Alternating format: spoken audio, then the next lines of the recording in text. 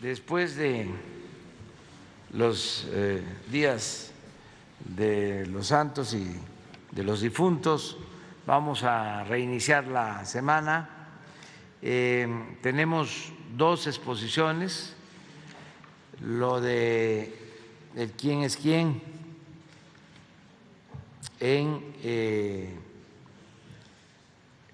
lo relacionado con la seguridad, que le llamamos cero impunidad, todo lo que se hace para que se combata la delincuencia, que no haya impunidad, y lo va a explicar Ricardo Mejía, como lo hace todos los jueves.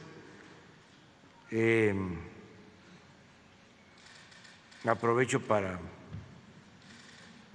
agradecerle a Ricardo por su trabajo, es de los mejores servidores públicos en esta materia, nos ha ayudado muchísimo, es un gran apoyo, es quien me aligera la carga en este tema que nos preocupa y ocupa, que es el de garantizar la paz, la tranquilidad, que no haya impunidad. Antes era la queja permanente, constante, lo tengo que subrayar, porque se olvidan las cosas, pero antes siempre se hablaba de que se detenía a presuntos delincuentes y había como una puerta giratoria, no se sentenciaba, era mínimo el número de juicios y todavía hay ese problema, tenemos que estar muy pendientes porque hay jueces del Poder Judicial, aunque parezca increíble, que les gustan los sabadazos. Termina la semana y como sábado y domingo no hay actividad, de repente una orden para dejar en libertad a un delincuente de altos vuelos, porque ya se le terminó el periodo de castigo o porque se integró mal la averiguación o porque no se presentaron las pruebas. Un poco lo que sucedió cuando dejaron en libertad al señor Caro Quintero, que fue así, un fin de semana. A nosotros nos los han querido hacer como 5 veces, de casos famosos, varios. Ya voy a dar a conocer los nombres, porque además no tenemos nada que ocultar y todo es transparente. Acaba de pasarnos con 2 casos. Este señor 40. Z40, no, el de Carrillo también, Carrillo Fuentes y el de Félix Gallardo. De Félix Gallardo y otro señor, ¿sí? Y también viernes. ¿Y qué se hace en estos casos? sí, el Güero Palma por enfermedad, pero pues es plan con maña también, porque no solo es dejarlos en libertad, sino, imagínense, Estados Unidos de inmediato, ¿no?, reclamando de que en México se dejó en libertad a quien es acusado allá de alguno de los delitos.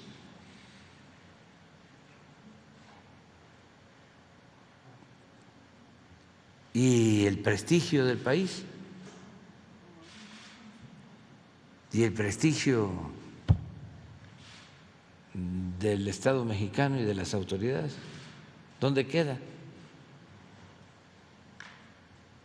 Entonces, se ha avanzado bastante. Decía yo, ¿cómo se le hace en esos casos? Viene la orden del juez. Pues hay gente pendiente para buscar de inmediato si no hay otras órdenes de aprehensión, y siempre se encuentran.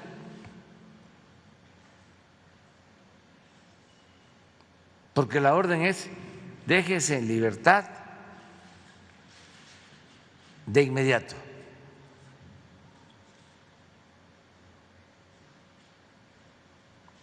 Estoy explicando un modus operandi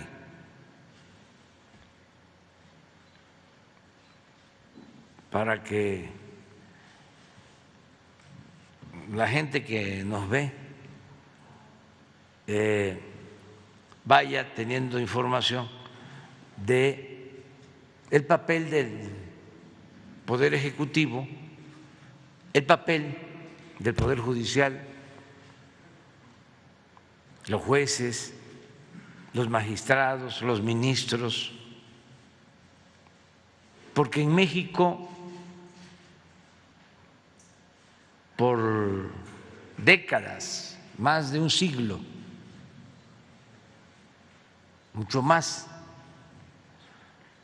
desde el siglo XIX, el poder de los poderes era el Ejecutivo.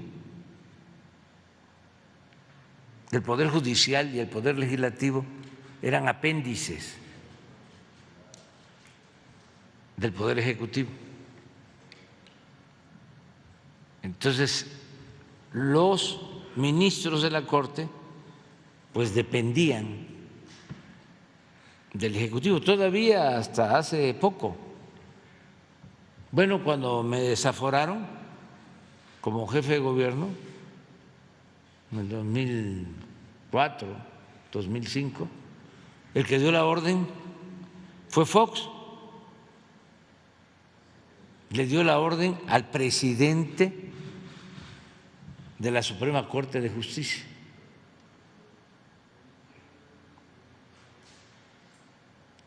El nieto del escritor Azuela,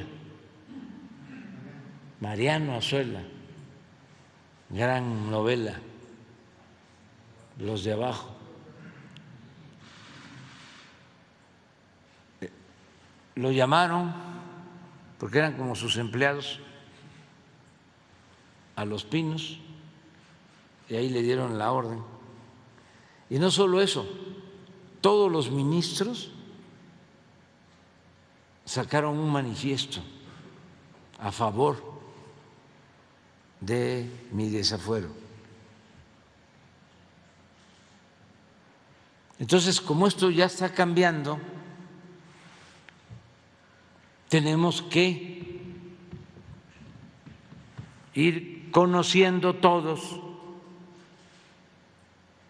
cómo funcionan los poderes y cómo debe de haber independencia, equilibrio y separación de poderes,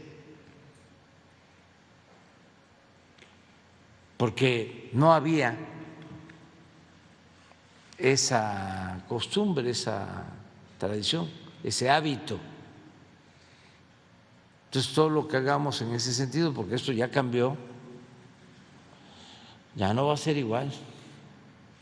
Y tardó mucho tiempo. Estamos hablando de siglos.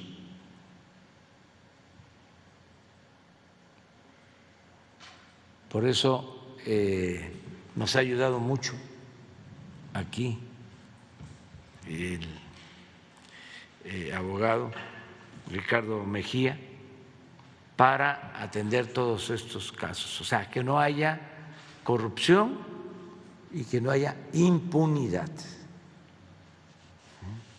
que está ahí, están queriendo regresar a lo que imperaba, al sistema o al régimen autoritario, antidemocrático, corrupto. Ya que hablo de antidemocracia, imagínense lo que hicieron los del INE. Para los defensores del INE,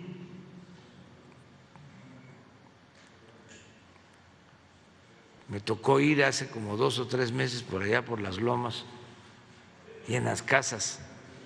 Yo estoy con el INE, yo estoy a favor del INE, yo no quiero la desaparición del INE. Pues nadie desaparece o va a desaparecer al INE. Lo que se quiere es que el INE ya no esté en manos de la oligarquía antidemocrática, corrupta, que a través de los partidos nombraban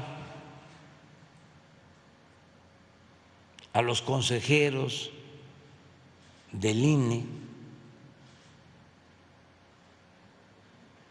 gente sin principios, sin vocación democrática, y nombraban también a los magistrados del Tribunal Electoral. Enviamos una iniciativa de reforma al Congreso que está debatiéndose para que a estos representantes del INE y del tribunal los elija el pueblo de manera democrática, que el Ejecutivo presente 10, 20 candidatos, que el Legislativo 10, 20 candidatos ciudadanos, mujeres, hombres de inobjetable honestidad, que el Judicial 10, 20, y que de esos 60, mitad mujeres, mitad hombres, el pueblo decida quién, los que tengan más votación.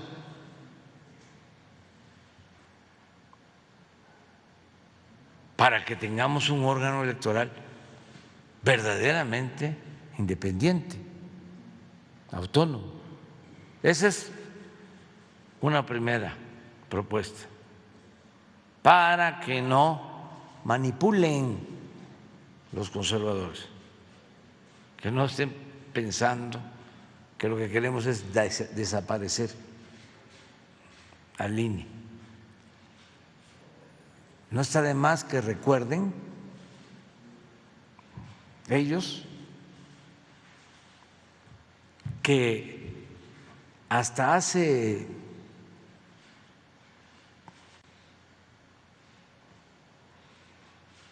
20 años, 25 años, ¿saben quién organizaba las elecciones? La Secretaría de Gobernación.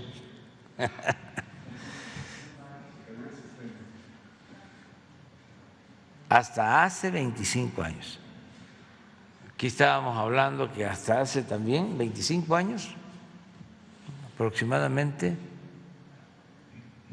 sí, 1996, se pudo lograr que los partidos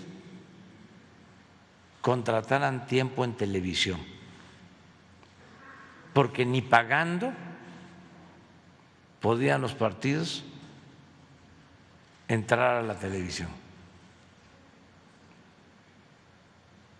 porque el Estado autoritario antidemocrático tenía el control absoluto de los medios y lo siguió manteniendo, pero ya era posible contratar los medios a partir de 1997. Eso para los jóvenes. Bueno, ¿qué otra cosa estamos proponiendo?